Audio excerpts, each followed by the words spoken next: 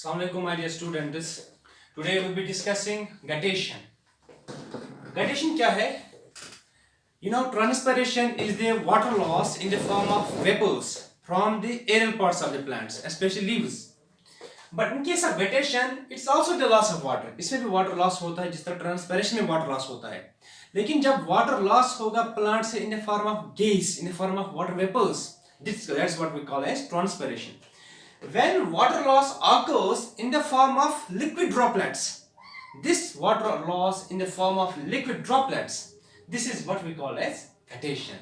तो आपने देखा होगा जो प्लांट्स होते हैं, छोटे छोटे plants, herbs what we call, रात को आप देखते हो ड्यू पड़ती है, शबनम जिसको हम बोलते हैं, शबनम गिरता है. शबनम असल में गिरता नहीं ऊपर से, शबनम निकलता है, ये रिलीज होता है प्लांट के लीव से.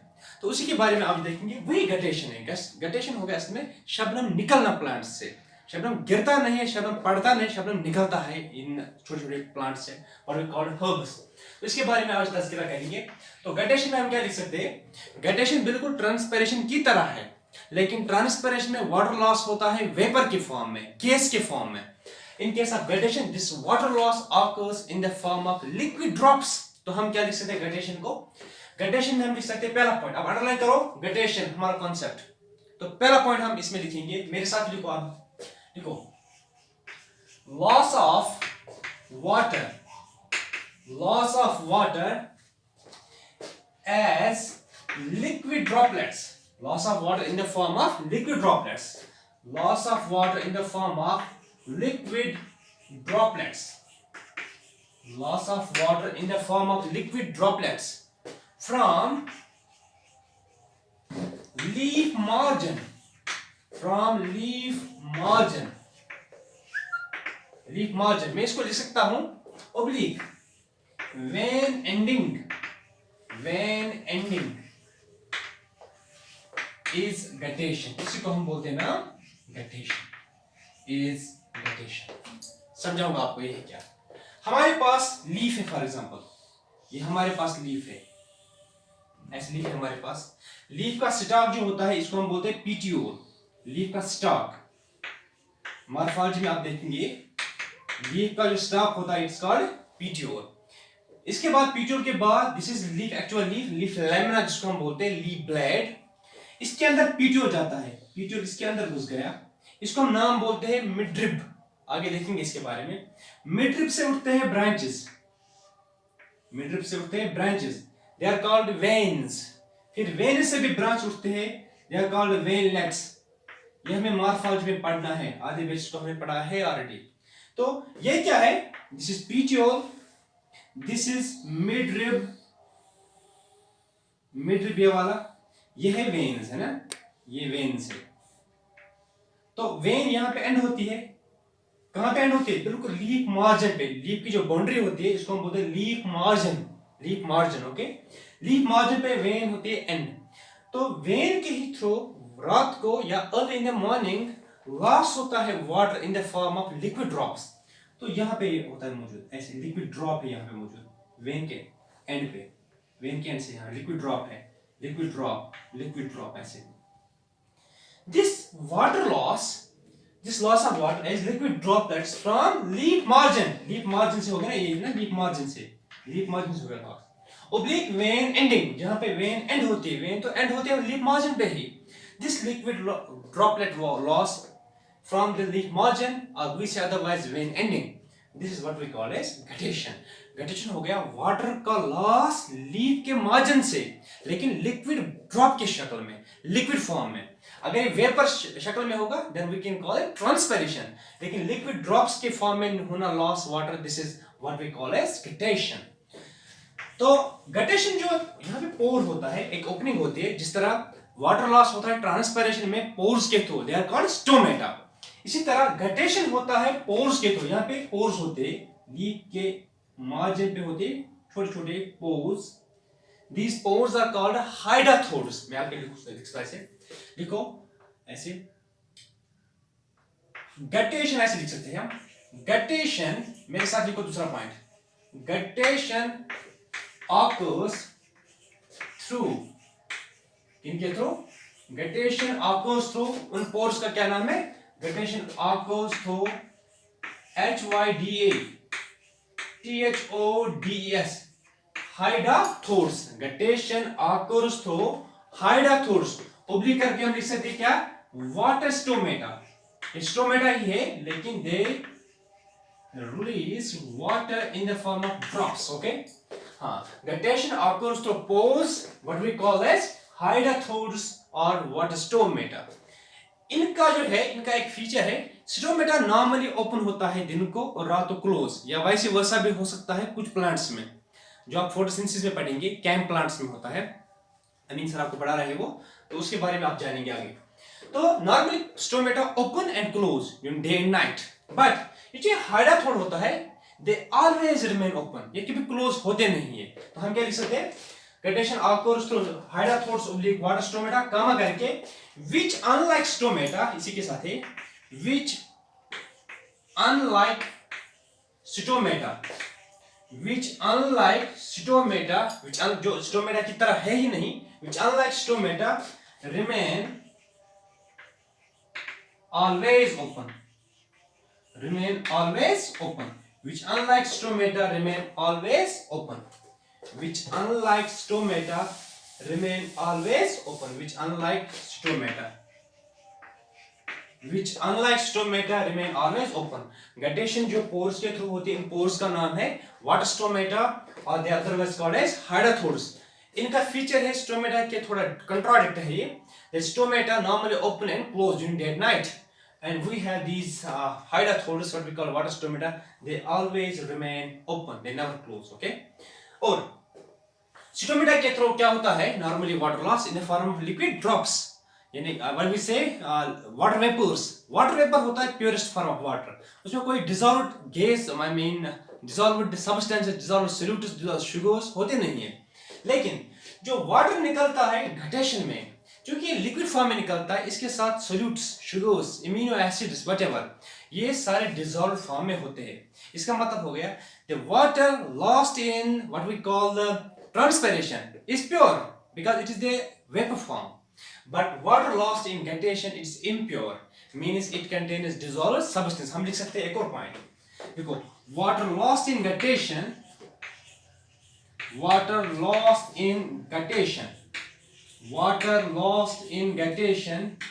is impure, कमा करके impure का मतलब यहाँ क्या है, impure का मतलब यहाँ पे it contains dissolved substance, it contains sugars, solutes, these minerals and whatever. Water lost in guttation is impure as it contains dissolved substances. इसमें शुगर्स होते हैं, सॉल्यूट्स होते हैं, डिसॉल्व फॉर्म में मौजूद। तो हमने क्या जाना अब तक, व्हाट इज गटेशन? गटेशन हो गया कश्मीरी में हम बोल सकते हैं शबनम प्लांट से निकलना, शबनम निकलने को हम बोलते हैं ना गटेशन। शबनम पड़ता नहीं है, शबनम निकलता है प्लांट से। ओके, तो गटेशन क्या है? It's the loss of water in the form of liquid droplets from the leaf margin or vein ending. This process is what we call as guttation. Okay, ये guttation होते हैं pores के through, उन pores को क्या हम नाम देते हैं? It occurs through hydathodes, otherwise called water stomata. ये normal stomata से थोड़ा different है in the sense that they always remain open. ये close कभी नहीं होते. Normal stomata open and closes. Okay, water lost in guttation it is impure. Unlike that of transpiration, जो कि उसमें pure water निकलता है in the form of gas. यहाँ पे वाटर निकलता है for liquid, but it is impure and it contains dissolved substances. हाँ, आगे चलते हैं। तो जो ये गटेशन है, इसके पीछे कौन सा ड्राइविंग फोर्स होता है, किस वजह से गटेशन होता है? ओके, इसके बारे में तज़किरा हो गया। हाँ, देख लीजिए, गटेशन में जो प्रेशर होता है, कौन सा आई मीन ड्राइविंग फोर्स होता है इस गटेशन के लिए, मतलब किस चीज की वजह से गटेशन होती है। इसके पीछे अगर आपको याद होगा, मैंने पढ़ा था आपको root pressure theory, ascent of cell, वहां पे बोला था exudation and guttation they both processes operate due to root pressure. Okay, देखो, it occurs guttation occurs due to root pressure, it occurs due to root pressure, ये root pressure की वजह से होती है। Means root pressure is responsible for the process of guttation. Root pressure कब होता है डेवलप? मैंने आपको बोला था, अगर आपको याद होगा, रूट प्रेशर नॉर्मली होता है रात को डेवलप और अर्ली मॉर्निंग। तो गटेशन कब होगी? रात को या early morning, because root pressure is very high during night और early morning. Likewise root pressure की वजह से ही गटेशन होती है, क्योंकि नीचे रूट प्रेशर क्या हो गया, जब वाटर घुस जाता है सॉइल से रूट के जाइलम में, तो वो रश के थ्रू ना, फोर्स के थ्रू, प्रेशर के थ्रू जो इसमें दाखिल होता है, वो प्रेशर जो रूट के जाइलम में डेवलप होता है जब एंट्री होती है वाटर की, उसमें दैट्स कॉल्ड रूट प्रेशर।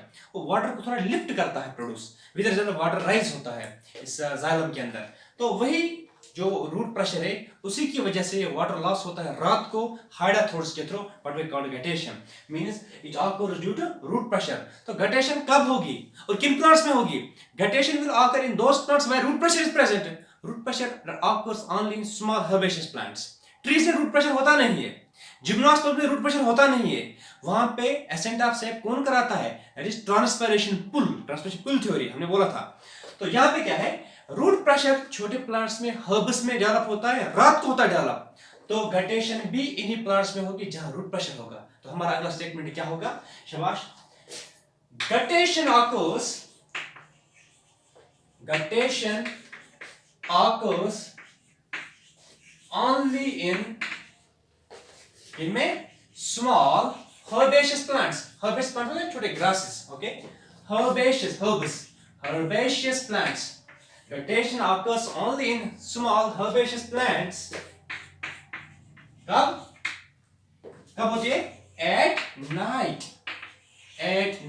रात को होती है। early morning को हम बोलते हैं dawn, D-A-W-N, dawn means early morning। जिस तरह शाम के थोड़ा वक्त को हम बोलते हैं, जो ही शाम स्टार्ट होता है उसको हम बोलते हैं dusk।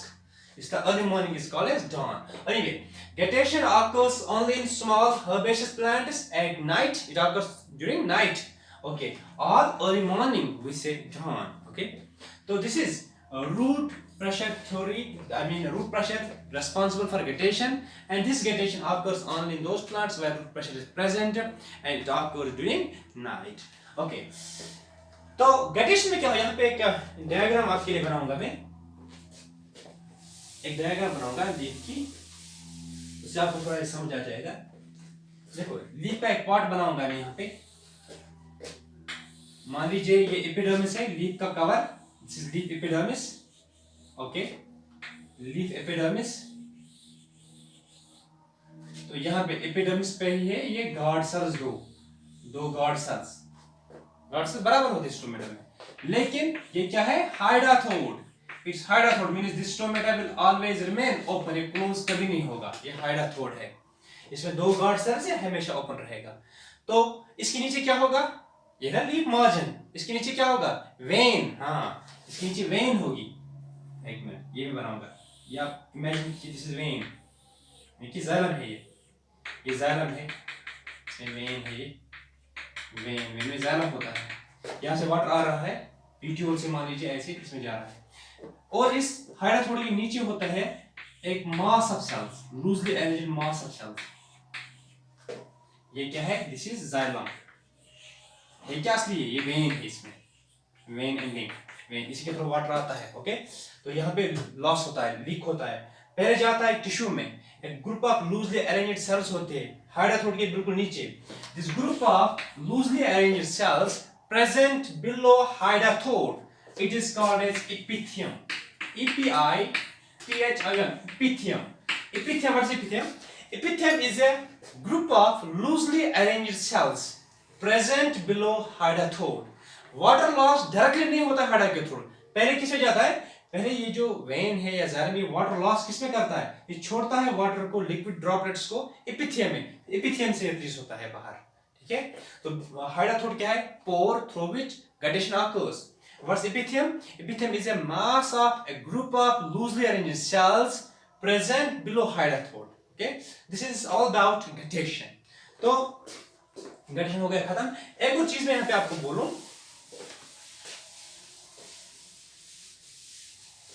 एक और चीज है यहाँ, देख लीजिए, तो आप अंडरलाइन करो, that's called exudation. exudation. Exudation, I can put it otherwise called bleeding. Okay, exudation or bleeding एक और टर्म है. एक्सुडेशन भी बोला था आपको रूट प्रेशर में.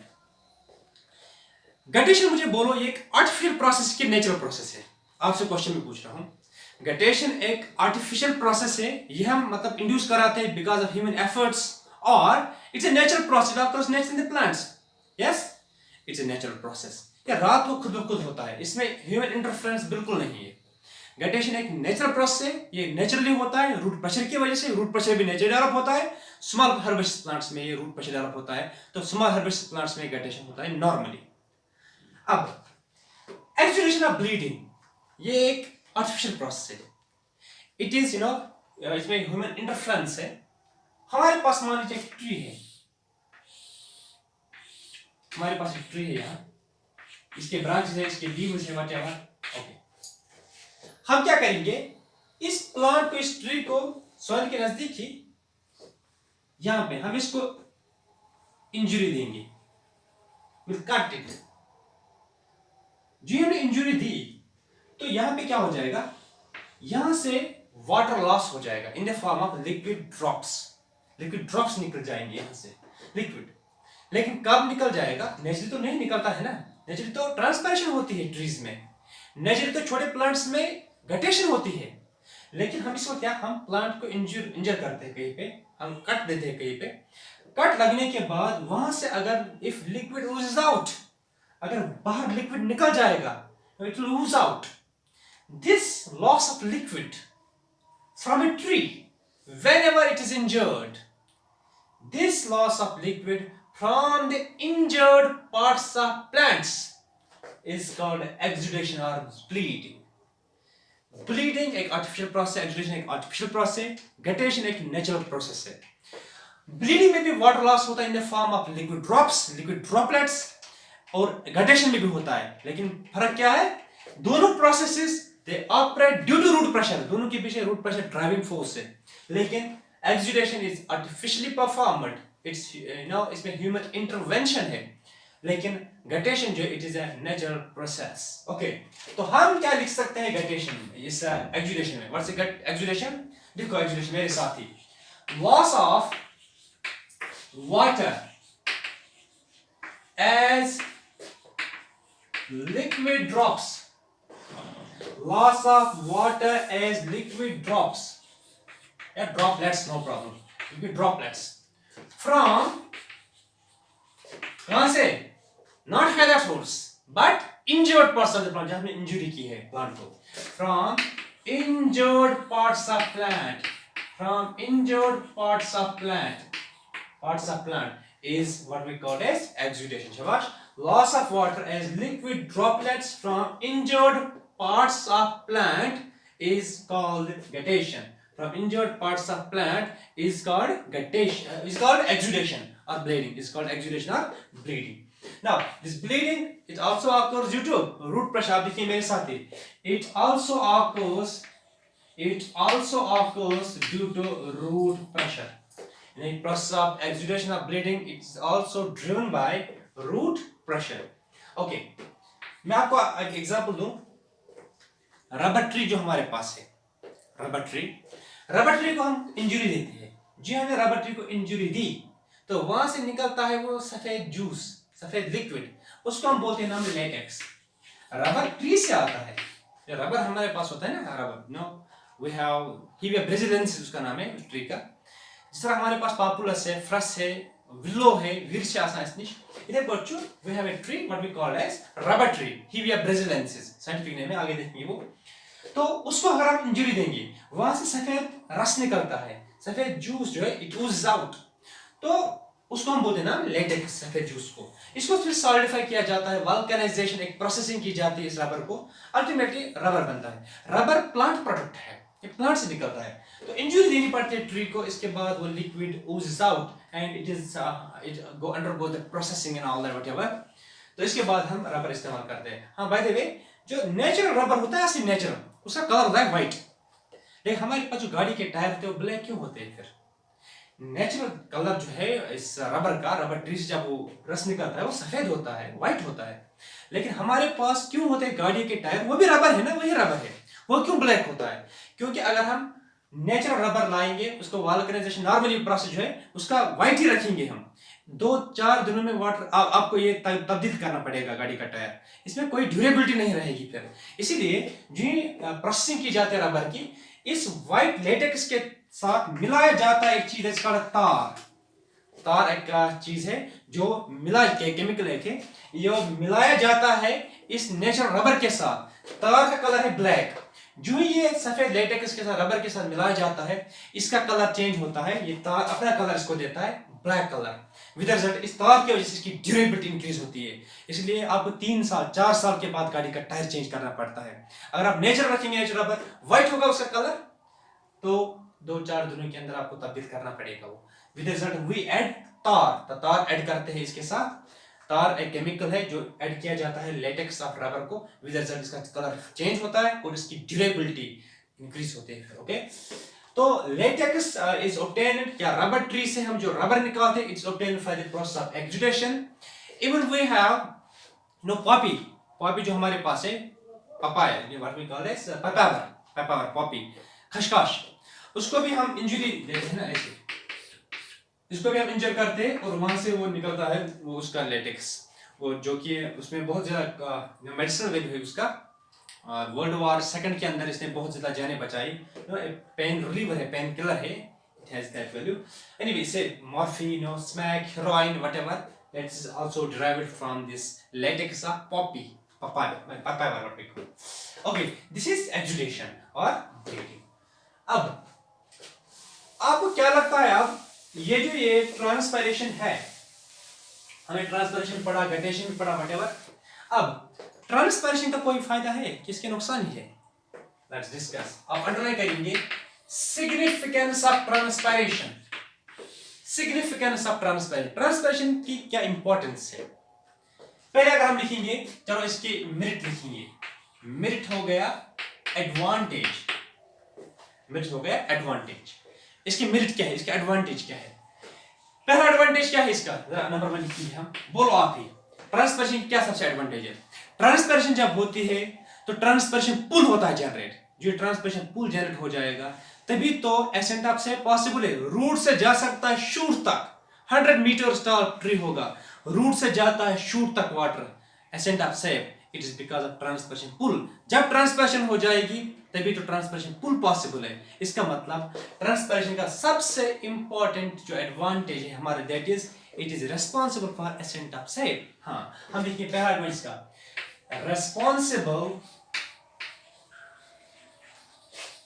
For ascent of sap, responsible for ascent of sap. बोलो दूसरा एडवांटेज क्या है इसका? दूसरा एडवांटेज है हमारा इसका, दैट इज जो ही ट्रांसपायरेशन हो जाती है, ट्रांसपायरेशन की वजह से प्लांट क्या करता है, रिलीज वाटर वेपर। तो वाटर वेपर में क्या होते हैं, हीट होती है ना उसमें, तो वो हीट को भी अपने साथ ही ले जाता है। तो प्लांट को क्या मिलेगा, जो वाटर वेपर लॉस हो जाएगा प्लांट से, तो प्लांट को क्या मिलेगा, कूलिंग इफेक्ट। वही हम लिखेंगे, transpiration gives plants cooling effect, cooling effect.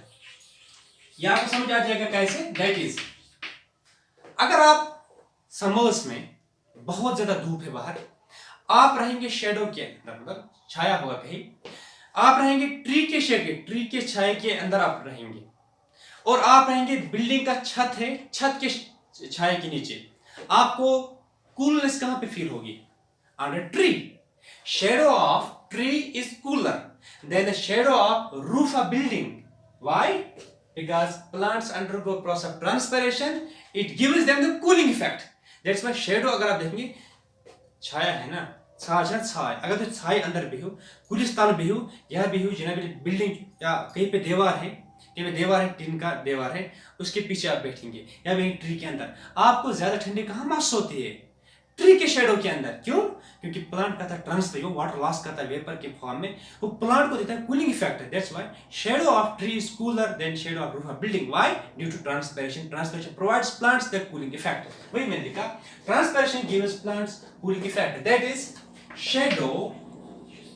shadow of tree, that is shadow of tree is cooler than shadow of roof of building or double F, roof of building, roof of छत, roof of building। Okay, और transpiration का किसमें role है? जो plant cell water loss करती है फिर छोड़ती है, लॉस करना, एब्जॉर्ब करना, touch. Plant cells maintain their turgidity. Plant cell swell होती है, स्वेल होने के बाद वाटर लॉस करते हीट की वजह से, फिर से वाटर एब्जॉर्ब करते।